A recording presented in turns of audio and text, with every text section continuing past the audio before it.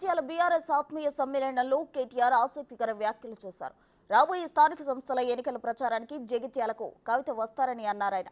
జగిత్యాలలో ప్రచారానికి తనతో పాటు కవిత వచ్చి ప్రచారం చేసి బీఆర్ఎస్ ను గెలిపిస్తారని కేటీఆర్ అన్నారు. ఎమ్మెల్యే సంజయ్ కుమార్ ను విమర్శిస్తూ కవిత ప్రచారానికి వస్తారని చెప్పారు. దీంతో కవితకు బెయిల్ వస్తుందనే ధీమాలో కేటీఆర్ ఉన్నారా? కేటీఆర్ మాటలతో కవిత అప్రూవర్ గా మారతారనే ప్రచారానికి బలం చేకూరినట్లు అవుతుంది. అప్రూవర్ గా మారితే వెంటనే బెయిల్ వస్తుందనే ధీమాతోనే కేటీఆర్ అలా మాట్లాడారనే టాక్ వినిపిస్తుంది. లోకల్ బాడీ ఎన్నికల్లో మీ కండగా మేమందరం ఉంటాం.